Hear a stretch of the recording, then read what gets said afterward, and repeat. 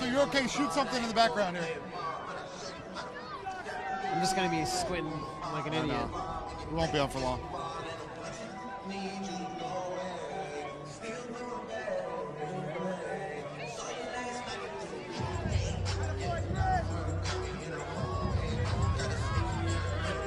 Yeah, we're right in the line of fire here.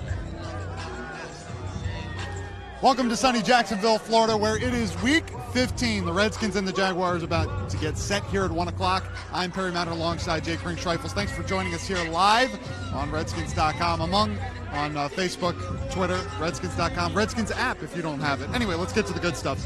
Jake, Redskins need to win badly here, and they're going to have to do it with another new quarterback at the helm. Yeah, it's amazing. I mean, this is the fourth starting quarterback the Redskins will have this season. I don't think anybody could have predicted this. Josh Johnson could not have predicted this, but here he is, an opportunity to make his first start since 2011.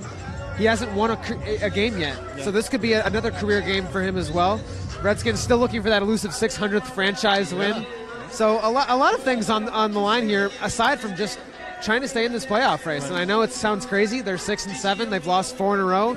But if they can break this losing streak, they've got another pretty good chance here. Yeah, half game out as we enter today, and there's lots of things that we can get to among the games that are happening today. Of course, most important being Minnesota and Miami. As for Jacksonville here, the Redskins in the white tops, burgundy bottoms, Jake.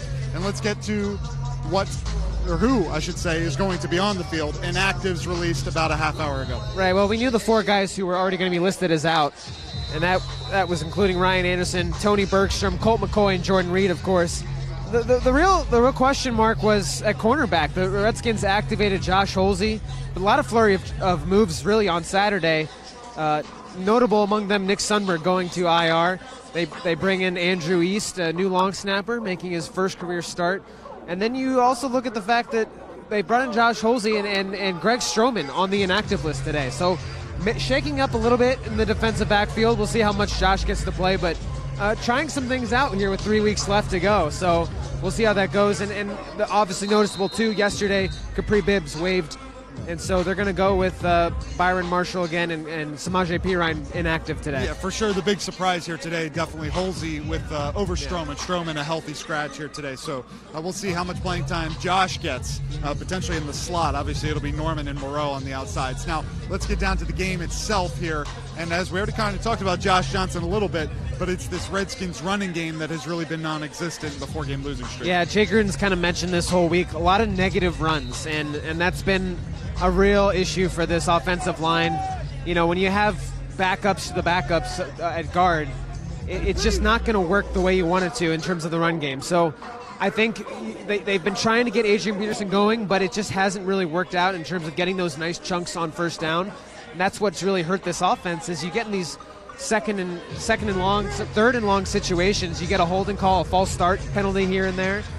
And when you're able to do that, it really hampers this offense. So there's a lot of stress with this offensive line right now in terms of getting the run game going. But you'd like to think Chris Thompson will be a little bit more effective this game, and maybe they can start to figure out some opportunities with this O-line that is maybe starting to find some chemistry now this week. Yeah, as you mentioned the O-line, of course, it's going to be Nsenki and Bowenko at the guards this week, and it's kind of been a rotating group there at the guard position. Of course, Moses and Williams on the outsides, and Chase Roullier, the only guy to have not missed a snap yet this year for the Redskins on offense. Now, defensively, it's been equally as bad, really. There's not much a better word for it. Now, a lot has been made of the fact this Redskins defense has been on the field a lot more during these last few weeks and during the losing streak as the offense has struggled since Alex Smith's injury.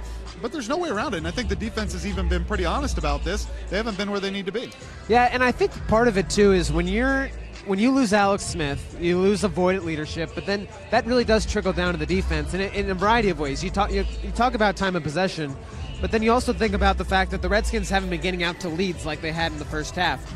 And so when you're trailing teams, and even if it's a close game, 10-0, 7-3, any time you're down, the defense, they can't look at the offense and look at them as one-dimensional. I mean, a lot of times the offenses they were playing had to go into pass-heavy formation just because of the fact that they were ahead, and so they had more of an opportunity to pin their ears back and see what they wanted to do on defense. So when you are pretty much unpredictable as an offense, it's much harder for this Redskins defense to figure out where you're going to go. Also, the statistic still holds here so far. We played 13 games, and the team that scores first in Redskins games have won the Redskins game. The Redskins 6-7 entering this one today. And you look at the way last week started, especially you have the pick six that got things going, and then you have the Barkley long run, and it really just took the air out of the building and the air out of the Redskins sideline. They could really use some to happen here early, whether it's maybe not even an offensive, drive, but a turnover or something that's going to lead to points. Right. You always say win the turnover battle, and I think that has been they've been -5. Yeah, it's just hasn't worked in their favor, and a lot of that was on offense too. I mean, despite the fact that the defense hadn't been getting a lot of turnovers, the offense was the one that was, and credit this a lot to Alex Smith, but they had been limiting turnovers. And I think now when you look at Mark Sanchez last week, he throws the pick six, he throws another interception in Redskins territory, and it's just not helpful for the defense because you're already on the field, back out. So from an offensive standpoint, hold on to the football, but defensively, they had the Mason Foster interception last week, but they've got to be able to make some dynamic plays and force some fumbles, especially in Jaguars territory, so that they can feel like the offense is set up in a better spot than just being backed up on their own 20 every drive. Well, like the Redskins, the Jacksonville Jaguars' struggles have been well documented. However, the injuries are not the same. The Redskins, you can look at the fact that they've already lost 2 quarterbacks among a lot of other players. But Jacksonville is actually relatively healthy at this point in the year. I mean, not as healthy as they were last year when the defense really never even missed a game. No starters missed a game, but still, the defense is pretty much intact. It's just been the quarterback play that has been incredibly inconsistent. We'll see Cody Kessler. You can make a similarity with their offensive line.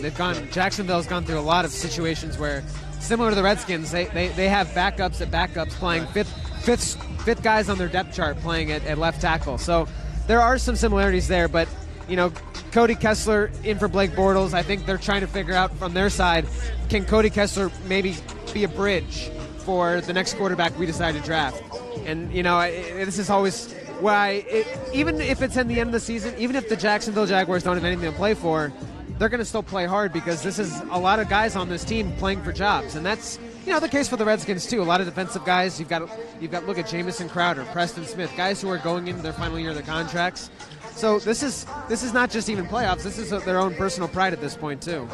Well, you mentioned the offensive line backups, and Jacksonville has ended up signing Eric Flowers a few weeks ago, and Ryan Kerrigan and Eric Flowers have played plenty of games against one another, and Ryan Kerrigan has gotten the better of Eric Flowers a lot, and I think that could be really a big part of this game, and obviously not just Ryan, but the defensive line getting the pressure back going. Matt Ioannidis is going to play again this week, and Preston Smith on the other side.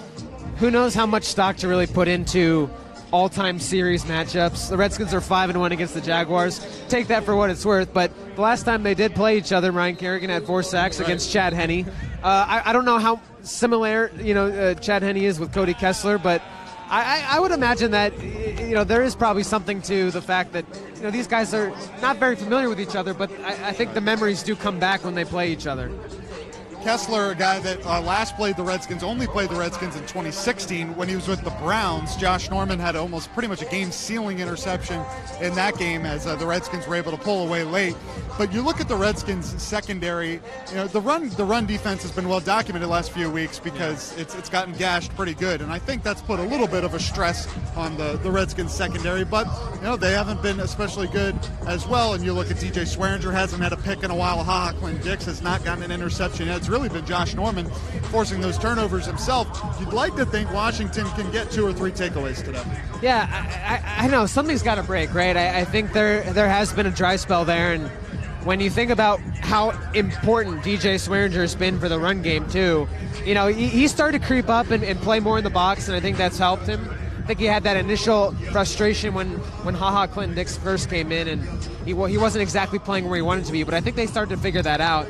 And people look at a lot of what Clinton Dix has been doing, and there have been a couple plays where it feels like he's been exploited just by certain runs, and he hasn't taken the right angle. But overall, Jay Gruden's talking about it. He's still progressing in the scheme, and I think ultimately they're starting to feel a lot more comfortable with each other. It's just a matter of how do you limit the explosive play, because that's where the secondary looks so bad when guys make a 40, 50-yard run and nobody's there to cover it. So the Jaguars themselves, statistically, not very good at explosive plays, only averaging about 3 per game.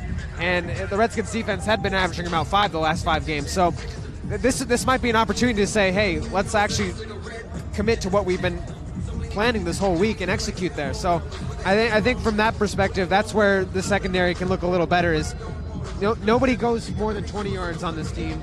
You keep them limited, and you hold them to field goals, and you see where it goes. Right. Really, the matchup, though, has to be up front, just because if there's a strength of the Jaguars' offense, it's Leonard Fournette and running the ball. You have to imagine the Redskins are going to try to put this in Cody Kessler's hands as much as they can. Right. And being one-dimensional, like I mentioned earlier, so crucial to what they were able to do the first half of the season. They held Ezekiel Elliott, Saquon Barkley, Christian McCaffrey, a lot of guys who are versatile out of the backfield, to less than 50 yards each. So that was a real key for them. And I think this defensive line's played pretty well still, but again, it's those holes, it's those misassignments every once in a while, and it just really inflates the numbers defensively, and that's where you get into trouble. You start opening things up, and then the run becomes more of a factor for the Jaguars. Well, the Redskins will have Josh Johnson at the helm, as we've discussed a few times here, and no Jordan Reed. You'll have Vernon Davis starting at tight end today. Really, all the receivers are in. Josh Doxson dealing with a concussion from last week, but he'll be active today.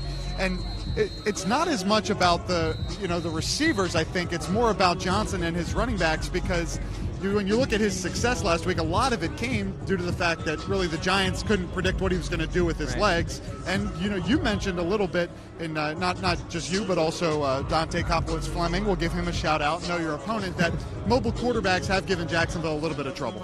Yeah, and when I was even talking to Kevin O'Connell this week about the difference in Mark Sanchez and Josh Johnson from last game, right? And when you have a banged up defense up the middle, you saw Mark Sanchez just wasn't able to get out of the pocket and avoid that. And it's a lot harder for a backup quarterback who's already trying to learn the offense to then also worry about the front collapsing. And so what Josh was able to do was simply just use his athleticism, use his legs. He picked up that first down. Okay, we've got some life. I think everyone started to realize this was a team that could actually function, just because of the fact that this quarterback, despite not knowing much of the playbook at that point, could make some things happen on his own and just play football. A lot of that's always the cliche. Look, I was just playing football out there. Well, in this case, the cliche was actually true. Right, and I think it's interesting though, because at some point you do have to boil it down to it is a game. It is a game that these guys have been playing for a long time, and when instincts kick in, sometimes the scheme doesn't really completely matter. You just got to go make a play. Well, it looks like the Redskins fans really showing out well here in Florida, too. You think about the game had in Tampa Bay. Right. A lot of Redskins fans in attendance for that one. It looks like there's going to be a lot of burgundy and gold here today as well. We got a couple minutes left, Jake, so give me your player to watch. We've discussed plenty of them already, but who are you really thinking about? I'd like to say Chris Thompson. I mean, I feel like he's due for a game where he can finally get comfortable with some screens. I just think it's been really tough for him because these offensive linemen haven't been privy to those kind of plays in the playbook yet. But I'd like to see him break out a couple HB draws. Just use his speed and athleticism around the edge of the defense and give Josh Johnson just a little room to breathe. I think he's such a big component of this offense, and they've really missed his playmaking ability. So I'd like to say Chris Thompson can make something happen. Give me Jamison Crowder, and not just because he had a 79-yard touchdown reception from Josh Johnson last week, but I think a lot of the easy throws for Josh are going to come from number 80. You think about a guy that's often open often, and a lot over the middle, short.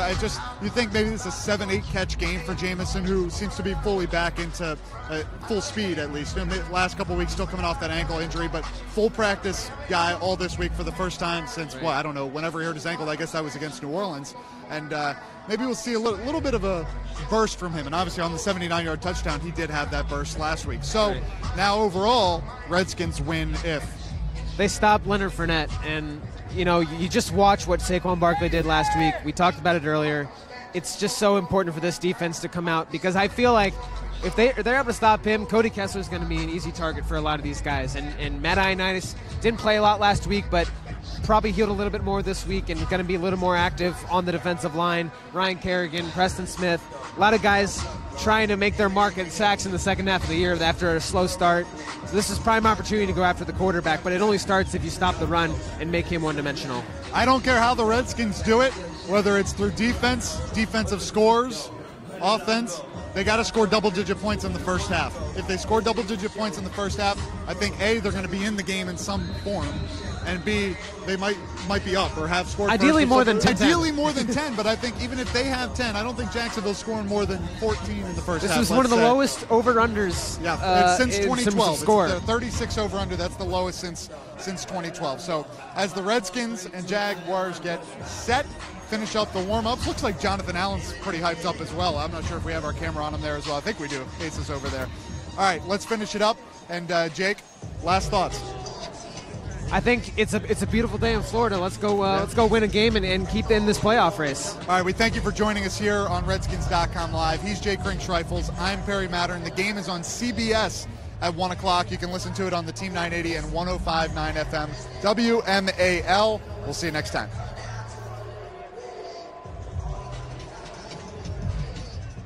Sorry I wasn't very good. I was just kind of thinking about a lot of different things.